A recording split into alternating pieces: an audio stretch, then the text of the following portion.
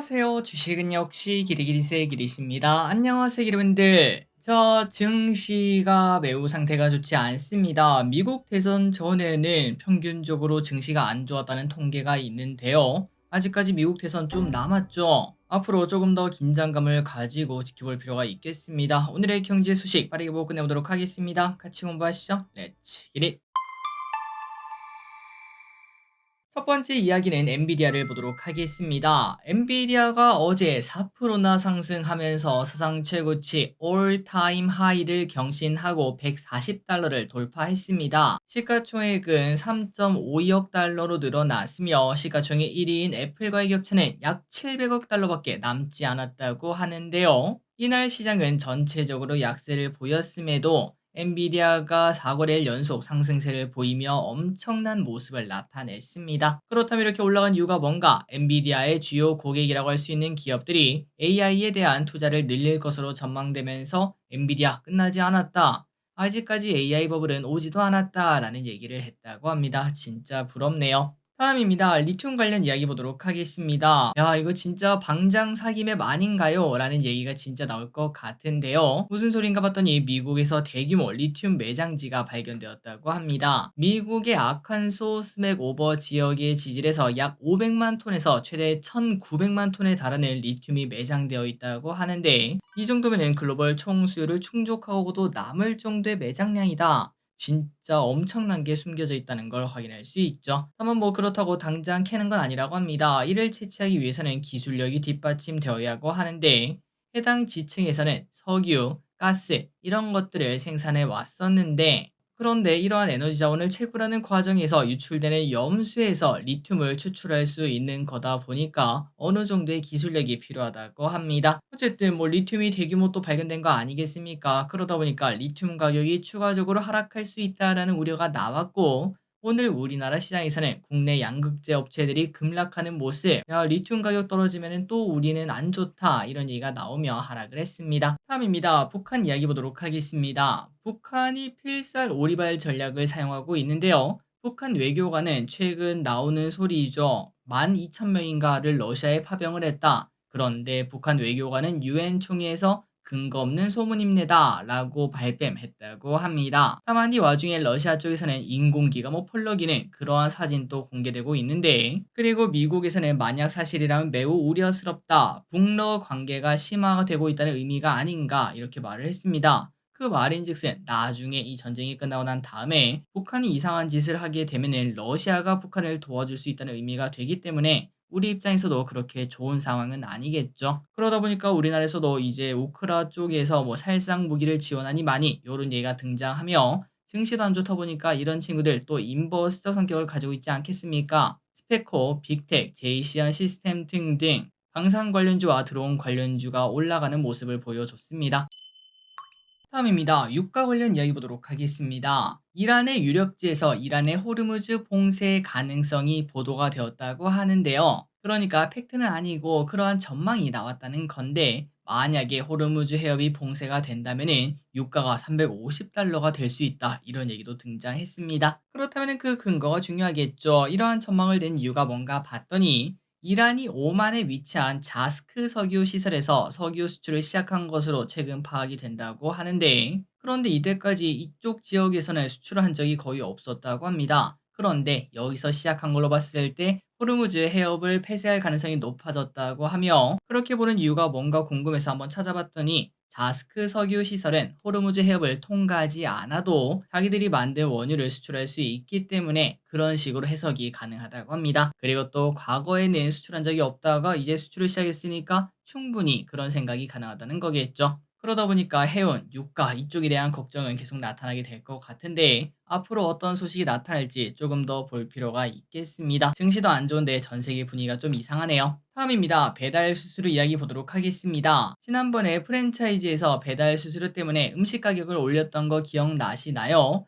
그런 식으로 좀 시끌시끌하고 뉴스도 많이 나오자 결국 배달의 민족이 9.8%의 배달 수수료가 아니라 6.8%로 타협할 것으로 보인다고 합니다. 정확히는 상위 20%는 9.8%를 매기고 그 이하는 6.8%를 적용할 수 있다는 건데요. 참고로 하위 20%는 2%밖에 안 받는다고 합니다. 그런데 중요한 건 이겁니다. 유일하게 흑자를 내고 있는 배달 어플이 배달의 민족인데, 그런데 이 친구는 수익성을 조금 포기하더라도 상생 뭐 이런 얘기를 해볼 수 있겠죠. 하지만 적자를 내고 있는 쿠팡 이츠 등은 이러지도 못하고 저러지도 못하는 속이 터지는 상황이 만들어지고 있다고 합니다. 다음입니다. 트럼프 이야기 보도록 하겠습니다. 여기저기서 트럼프의 당선 가능성을 발표하고 있습니다. 영국 주간지 이코노미스트는 538명 중 276명의 선거인단을 확보할 것으로 예상한다고 하는데요. 그래서 트럼프의 당선 확률은 54%라고 하고, 일각 베팅 사이트 등에서는 60% 넘게 말하는 곳도 존재하고 있습니다. 자, 이제는 진짜 준비해야 되지 않나라는 생각이 듭니다. 트럼프가 된다면 일단 코인, 오크라 재건, 테슬라 이 세 가지를 가장 먼저 떠올릴 수 있을 것 같은데, 대선 결과가 어떻게 될지 그리고 앞으로 펼쳐질 미래는 어떻게 될지 미리 준비할 필요가 있겠네요. 다음입니다. STO 관련 이야기 보도록 하겠습니다. 한국거래소는 작년 12월 KRX 신종증권 시장 개설에 대한 인가를 받았었습니다. 그래서 이미 준비를 다 해놨다고 하며 지금은 연내 1호 상품 발행에 집중하고 있다고 합니다. 물론 요건 등이 까다롭고 아직 STO 법제화가 진행되지 않아서 활성화는 어렵다고 하지만 결국은 진행될 미래라고도 말을 해볼 수 있겠죠. 자, 올해나 내년 초 1호 상품이 나타날지 한번 지켜볼 필요가 있겠습니다. 그리고 중요한 거는 우리가 관심 가질 만한 상품이 나오는가, 이것도 매우 중요하겠죠. 그때가 되면 꼼꼼하게 따져보도록 하겠습니다. 다음입니다. 셀트리온 이야기를 해보도록 하겠습니다. 모건 스탠리가 반도체를 때린 지 벌써 한 달 정도가 지나가고 있죠. 그런데 그동안 주가의 흐름을 보니까 모건 스탠리의 말이 맞은 건지 아니면 모건 스탠리 때문에 하락한 건지는 모르겠으나 삼성전자는 박살이 났습니다. 자, 이 와중에 모건 스탠리가 칼을 한 번 더 빼들었습니다.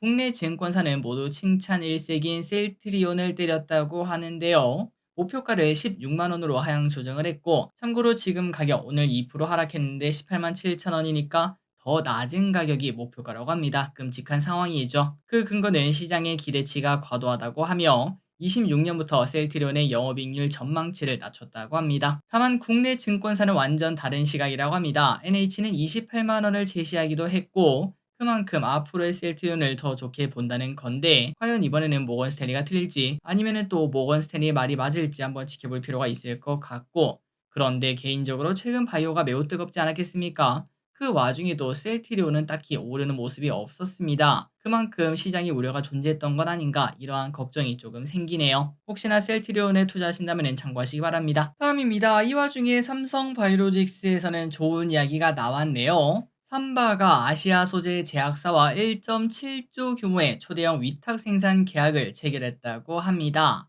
이번 계약은 창립 이후 역대 최대 규모의 계약으로 작년 매출액의 46%에 가까운 수준이라고 하는데요. 계약 기간은 2037년까지라고 하네요. 그리고 앞서 삼성바이오로직스는 미국 소재 제약사와 1.4조 규모의 대형 계약을 체결했었는데 3개월 만에 또다시 큰 규모가 등장했고, 그래서 창립 이래 최초로 연 누적 수주 금액이 4조 원을 돌파하는 기염을 토했다고 합니다. 그리고 왼쪽에 보다시피 삼바 같은 경우는 셀트리온은 좀 다르죠. 확실히 우상향하는 모습을 나타내고 있는데 오늘은 증시가 안 좋아서인지 이러한 호재가 나왔지만 2% 하락하는 모습이네요.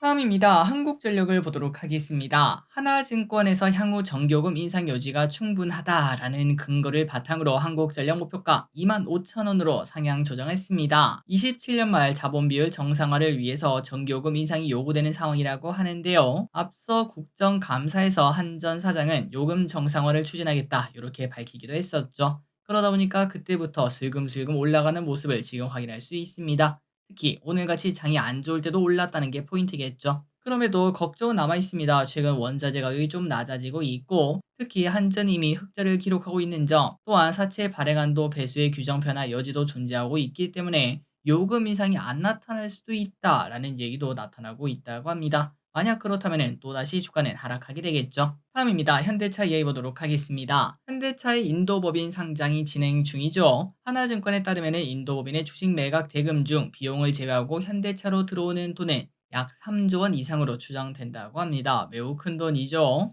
그리고 이렇게 들어온 자금을 어디다 쓰는가, 특별 주주 환원이 기대가 된다고 하는데요. 그렇다면 뭐 좋은 거 아니냐라고도 볼 수 있지만 단기적으로는 인도법인 주가에 따라 지분 가치 변동성에 노출될 수 있다고 합니다. 그러니까 뭐 기껏 상장했는데 뭐 쭉 떨어져 가지고 뭐 반토막 났다, 그럴 일은 없겠지만 그런 일이 생긴다면은 현대차 주가 흐름도 그렇게 좋지만은 않을 거라는 거겠죠.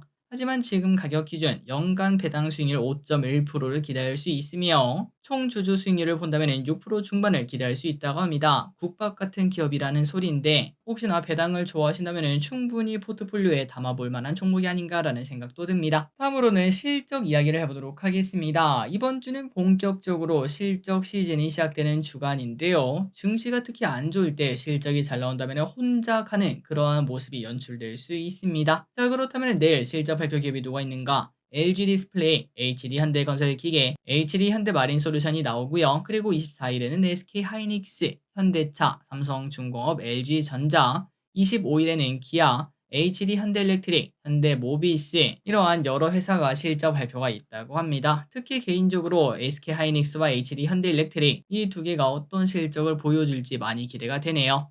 자, 다만 전체적으로 봤을 때는 영업이익 전망이 많이 어둡습니다. 최근 한 달 동안 영업이익 전망이 약 7%나 하향되면서 최근 우리나라 증시가 빠지는 이유가 바로 이것 때문이죠. 그럼에도 3분기 영업이익 1개월 컨센이 상향 조정된 친구들, 그러니까 전부 다 널브러져 있는데 그 중에 특출난 애들이 누가 있나 봤더니 혈강, 자동차, 화장품, 의류, 은행, 증권 요렇게 있다고 하니까 이 중에서 마음에 드는 섹터가 있다면은 한번 관심 있게 보시는 것도 좋을 것 같습니다. 다음입니다. 엔터 이야기해 보도록 하겠습니다. 로제의 신곡 아파트가 글로벌에서 인기를 매우 크게 끌고 있다고 합니다. 전 세계에서 아파트를 외치고 있다고 하는데요. 스포티파이 데일리 톱송 글로벌 1위, 미국 1위를 기록하며 빌보드 핫백에도 12위 내로 진입할 수 있을 것으로 보인다고 합니다. 참고로 앞서 블랙핑크가 셀레나 고메즈와 협업했던 아이스크림이 빌보드 13위를 기록한 적이 있었는데 이를 뛰어넘었다라는 얘기가 나오고 있고요. 현재 유튜브 뮤비 조회수도 어느덧 1억 뷰가 가까워졌더라고요.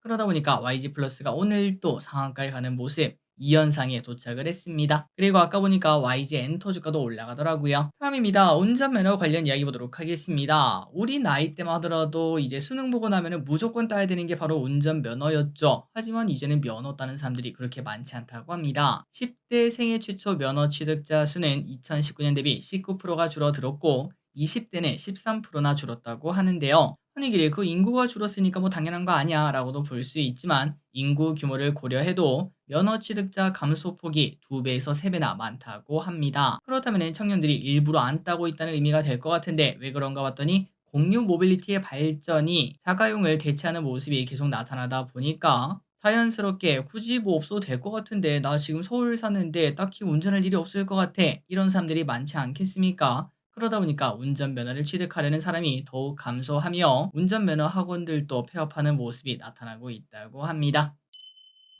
다음입니다. 양자기술 관련주 오늘 장 초반 잠시 좋았는데요. 그 이유가 뭔지 보도록 하겠습니다. 자, 요즘 들어 미국에서 양자 컴퓨터 관련주인 아이온큐 요런 기업이 급등했다고 하는데요. 물론 양자는 너무나 먼 미래라고도 볼 수 있지만 그럼에도 계속 관심을 받고 있다는 의미가 될 것 같습니다. 그리고 또한 우리나라에서는 11월부터 양자기술 산업법이 시작된다는 호재도 두고 있어서 오늘 장 초반 잠시 좋은 흐름을 나타냈습니다. 그리고 공모주 이야기 당연히 봐야겠죠. 증시 분위기가 안 좋은 이때도 공모주는 가득가득합니다. 오늘 상장한 공모주 한 캠은 공모가 18,000원인데 32,500원에 출발해서 한 주당 15,000원의 수익을 바로 챙겨줬습니다. 그리고 내일부터 청약하는 공모주 두 개가 있습니다.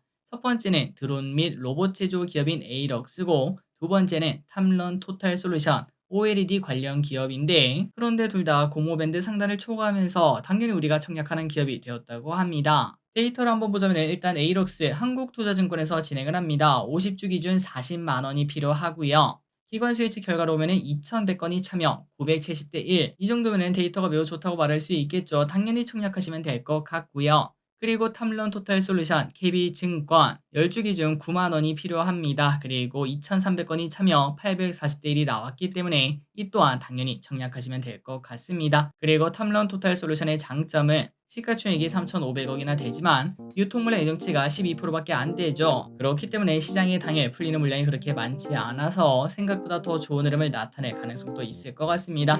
둘 다 청약하시면 될 것 같습니다. 자, 오늘의 공부 여기까지 끝났습니다. 항상 이렇게 같이 공부해서 진심으로 감사합니다. 지금까지 길이셨습니다. 빠이요.